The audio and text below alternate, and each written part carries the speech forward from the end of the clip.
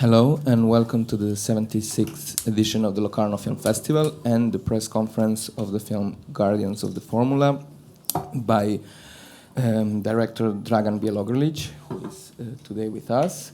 And together with him are Vuk Kršomović, screenwriter of the film, and Serra and Alexis Manenti, actors in the film. So I would like to remind you that whenever you have a question, feel free to raise your hand and you will get a microphone. And I would like to start asking Dragan about the origin of this film and how come that you were interested in making a film about what is known as the Yugoslav Chernobyl. Okay. Have a good day for everybody. Yes, the main thing was when I had in my hands a book of Mr. Professor Goran Milošinović, who wrote a book about this event. I knew something about that event, which was done in 1958 in Yugoslavia. But the information about all these things was very particular, and a lot of things were hidden. And after reading the book, I discovered the opportunity to make one big story about humanity, about something like how the chain reaction of death became chain reaction of life. And that was my main idea when we did the script, when we wrote the script, and later when we create the movie, and in all my works with actors, with the DOP, and in editing. Here is the editor of the movie, Milena. So it was something that was a big challenge for me. That's the first time that I do something like that in my life. So now that you mentioned the book, The Vinča Case by Professor Milošinović, I wanted to ask maybe Vuk, the screenwriter, also about how challenging was it to adapt this story, which is, on one hand a real story, then from the real story the book was written, and then from the book it had to be adapted into cinema. Yes. First of all, I want to thank you for coming, and I want to say how honored I am that we are having the world premiere at the Locarno Film Festival, and hopefully tonight the weather is going to be nice and Piazza Grande is going to be full. Okay, so I'm really excited about that. And to answer your question, yes, obviously Goran Milošinović is a writer, and he found out about this true story, and he wrote the book about it, and then he approached Dragan to see if he's interested into making a film. And then he called me, and this is how the whole creative process of making this story into a fiction film started. Goran already had a lot of documents, real life documents, of which one was extremely exciting to have. It was a diary of the people who were irradiated, in France.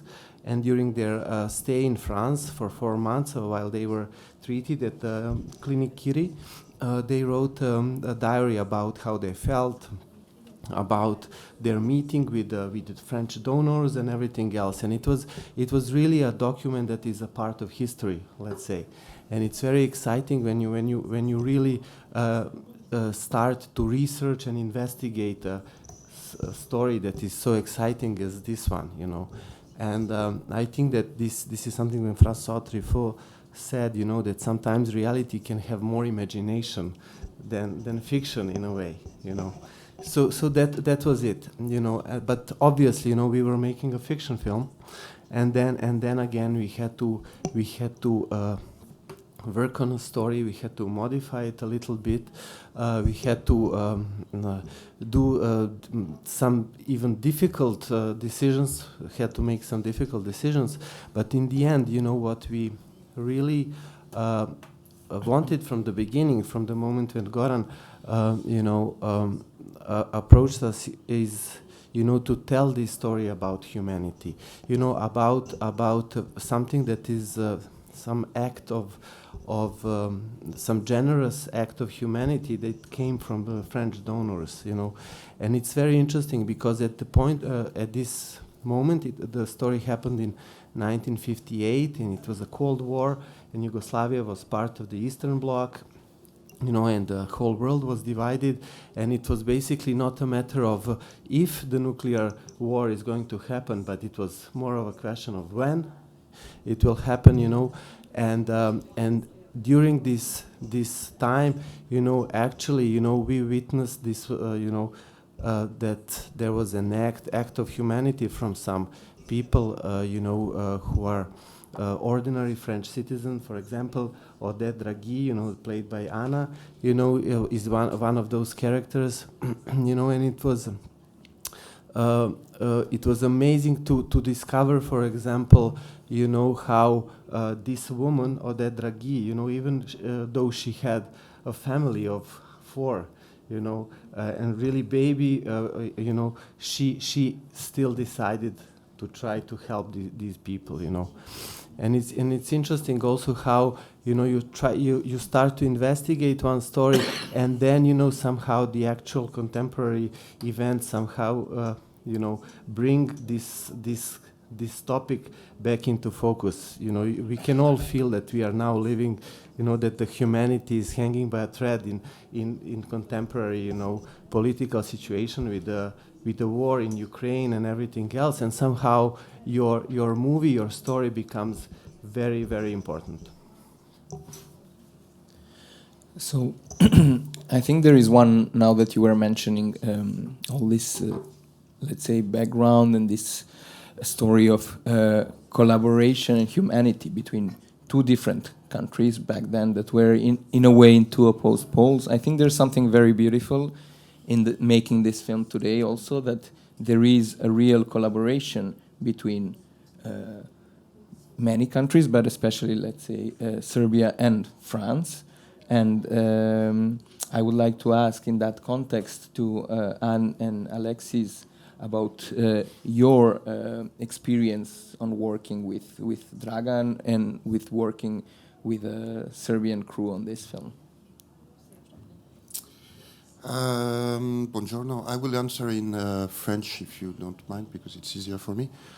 Moi, c'était un honneur pour moi de travailler avec Dragan Bjelogrlić, dont je connais le travail puisque ma mère est de Belgrade, originaire de Belgrade. Donc j'avais déjà un lien avec la Serbie qui était un lien familial et intime, mais je ne connaissais pas cette histoire en fait qui, en France, est très méconnue.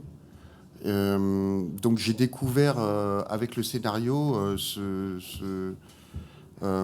cette histoire qui m'a marqué par son humanité, et je me suis interrogé beaucoup pourquoi en fait on n'avait pas eu accès à ça en France. Après, travailler avec Dragan, c'est aussi un acteur, donc il y avait une relation particulière. Je trouve qu'il a une manière de diriger vraiment très intéressante, et c'était très professionnel, et je pense qu'on a vécu aussi une histoire d'amitié avec les différents personnages incarnés par les acteurs serbes. Donc pour moi, c'était vraiment une expérience très enrichissante. Merci. Bonjour tout le monde, merci d'être là. Oui, forcément, moi non plus, je ne connaissais pas cette histoire avant de lire le scénario. C'était une expérience très forte, très enrichissante, en tant qu'actrice française, d'être dirigée par un réalisateur serbe, communiquer en anglais et jouer en français, c'était un vrai challenge. Et au-delà de ça, je pense que ce qui est raconté dans le film, c'est-à-dire cette histoire humaine d'altruisme incroyable, c'est aussi révélé sur le plateau, où on a noué des liens très forts, très vite, entre acteurs serbes et français, aussi grâce à Alexis qui a fait le lien parce qu'il est bilingue et qui a permis de nous réunir et de créer une très belle histoire. Et c'est vrai, en l'occurrence, Alicia qui joue la scientifique serbe, et moi, on a tout de suite accroché et c'est devenu très fort très vite, aussi au vu de l'histoire. Merci. So now that it was mentioned several times that this story wasn't that known, and it's actually not really known abroad and in France, but I also have the feeling, and you mentioned it a little bit, Dragan, in the beginning, that it's a story that is also not very known in Serbia. And you, as not only as a director but as an actor, but the films that you have directed so far have been really films that have had big box office successes. So I wanted to ask you, in the context of this story that is not that known, that is being rediscovered, what kind of reactions do you expect from the Serbian audience? I don't know. You never know that, but actually there is one level of the story which is, let's say, some kind of thriller. Has some elements of thriller, and that's the story about creating the nuclear weapon in Vinča, Nuclear Institute in Vinča, which is the hidden project, and even now we don't have anything published about that. Even now, nobody didn't say that was done. You could find that only in interviews which the member of the project gave after the falling of the Berlin Wall. So even now, that's something like which can say that's the secret. At the same time, we had that because of that Cold War games and politics, people and the world never heard about that big human event which was done in Paris in 1958. Maybe because of that, Professor Mattei never received the Nobel Prize for the first bone marrow transplantation. There is a lot of mystery in that event. There is a lot of mystery which was never discovered. I'm glad that we, maybe with this movie, rediscovered that, and that people will finally start to talk about that, especially about that big empathy, big human challenge which was done by French donors, by French doctors. They risk their life for the people which they never see. They didn't know who are they, and in some moments our movie looks like fairy tale. But that's a true event, and that's maybe the most interesting thing about our movie. Thank you. So we have a question in the back, yes. Buongiorno, faccio la domanda in italiano.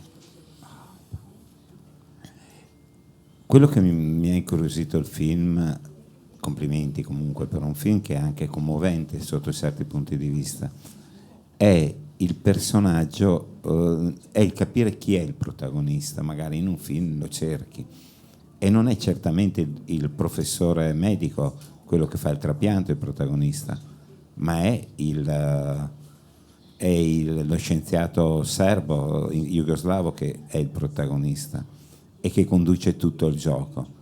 Quanto è stato importante scrivere la storia di questo personaggio per certi versi anche ambiguo, perché fino all'ultimo mette a rischio la vita di tutti quanti, per non dire che il propellente che usavano era serbo e non sovietico.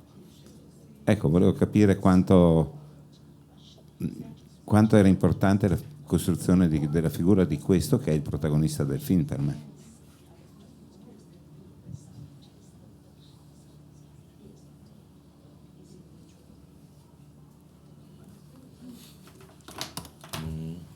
Yes, yeah, could be.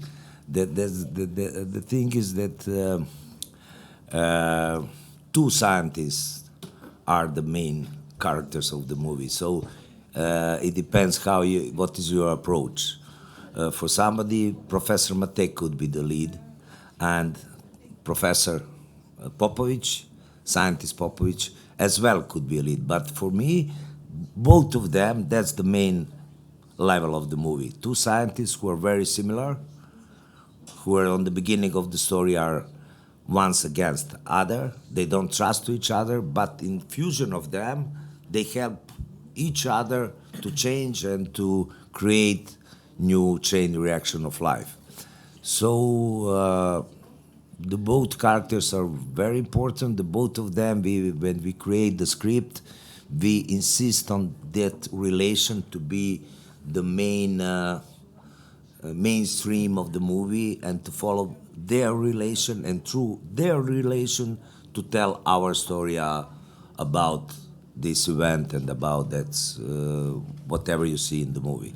So it was very difficult, especially when we added the movie to all these levels, to put in the one road, and that you finally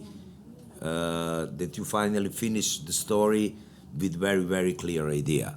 So I could agree with you that that scientist Popovic is maybe the main thing in the movie. But as well, I must say that the story of Professor Mate could be as well the mainstream of the movie. Can I add yeah, something? Yeah. I think from the beginning, we saw this movie as with two main characters, because we were thinking about Georges Mate and also Professor Popovic's alter egos. Very ambitious scientists that are actually putting all their knowledge and all their effort for some scientific goal, let's say. And on one hand, in Popovic's case, the goal was to create an A-bomb, in Yugoslavia. And for Georges Mate, his goal was to treat these people with a method or in a way that was unknown to humanity before, So, and if you look only strictly from the writing perspective, I think Georges Mate is the main character. If you just consider that he is the character that needs to make all the decisions in the story, because basically Popovic already made, he did what he did, and he was ridden with guilt and everything else, and like you said, you're right. In the end he had to let it go, But it was actually Georges Mate who kind of showed him the way. Yeah, thank you. Do we have some next question? If not, I will go on. So I wanted to ask you, it's something that Vuk, you mentioned while you were answering to the first question, the connections between this story and how this event from the past reflects on the present. So I wanted to ask Dragan, what would you say that the film can teach us today about the world of today? It's very difficult question, and I would not like to be too much pathetic. But generally, like I said, this event was 60 years ago. And nowadays, when you imagine something like that, it looks like impossible. That can you imagine that today, nowadays, you have something like that some people risk their life for the people who are coming from the other side of the world, from the opposite side of the politically Iron Curtain, and to risk whatever they have to help to some unknown people. In these days, in nowadays, it looks like impossible.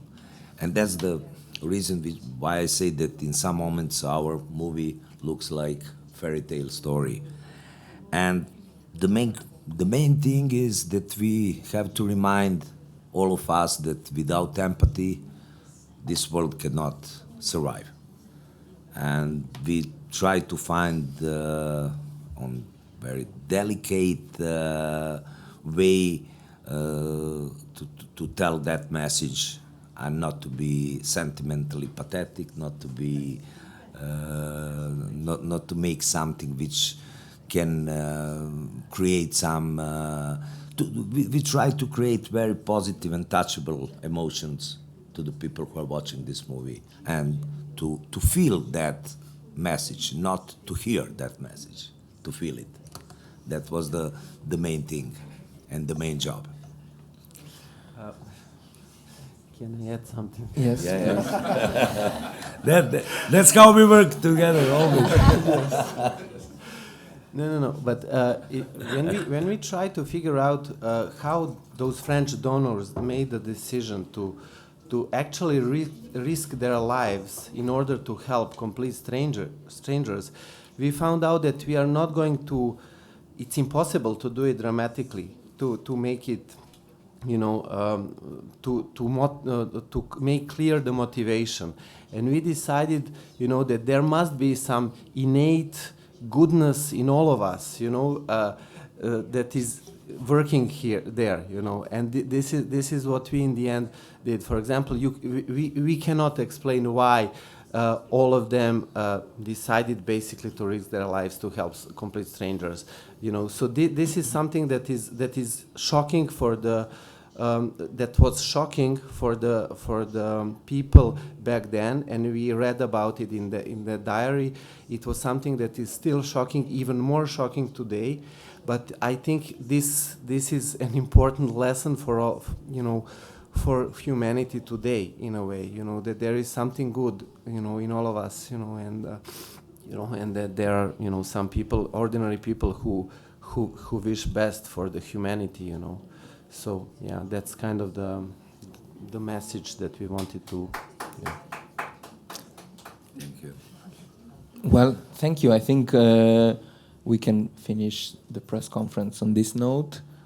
Thank you for coming. Thank you for presenting the world premiere of Guardians of the Formula at the Locarno Film Festival. The film is premiering tonight at the Piazza Grande. So thanks once again. Thank you. you.